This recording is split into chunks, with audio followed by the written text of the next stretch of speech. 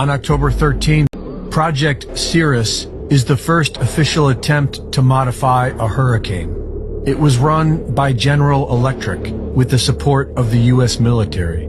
The official theory was that by changing the temperature outside the eye wall of a hurricane, which they did by seeding the clouds with various compounds such as silver iodide, a decrease in strong winds will result. On October 13th, 1947, Project Cirrus targeted a hurricane heading out to sea.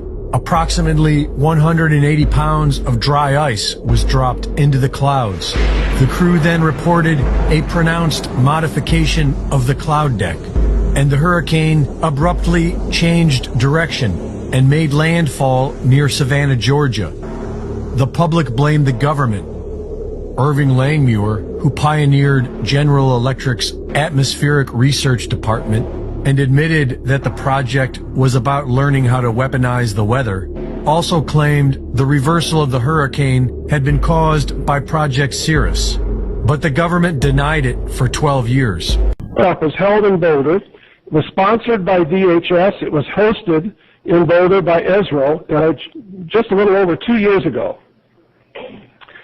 Out of that has sprung the Hurricane Aerosols and Microphysics program. These are the key scientific objectives that we have in HAMP.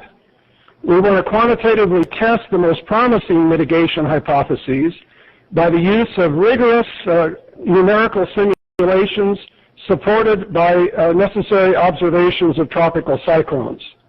We also want to coordinate this particular program and use data from the NOAA DHS-supported WISDOM project and the Unmanned Aerospace Vehicles project, Unmanned Aerospace Systems project that NOAA is currently running with NASA and other agencies.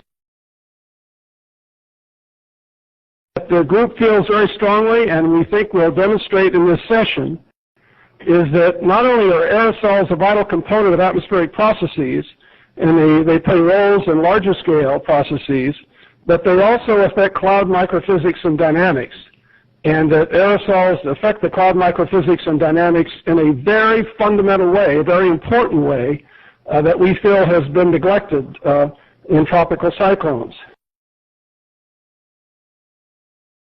I should tell you that the HAMP project was initially funded about 15 months ago, but we really didn't get the funding started until just barely a year ago.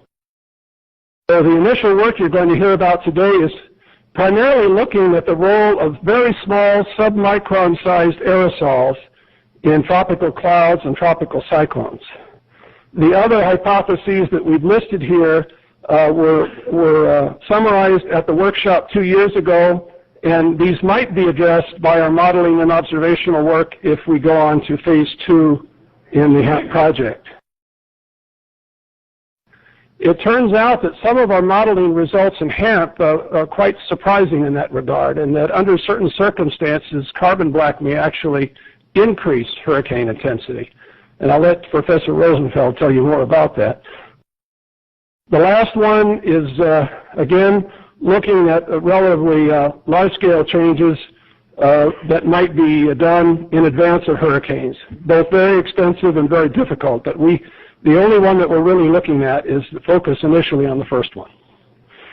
So this has a long history. If you go back to Gunn and Phillips over half a century ago, they published some work that looked at the possible impacts of air pollution on the initiation of rain.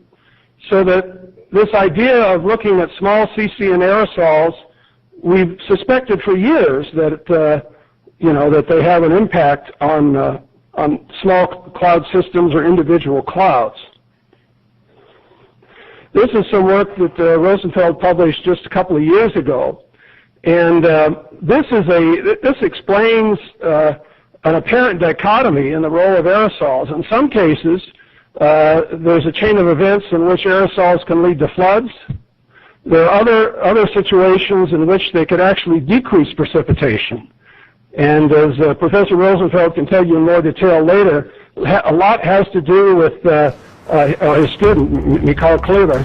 A lot has to do with whether the cloud bases are warm or cold, and the size distribution of the aerosols that affect those clouds.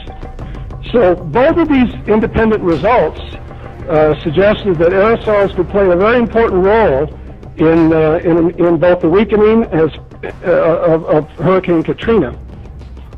So both of these independent results suggested that aerosols could play a very important role in both the weakening of Hurricane Katrina.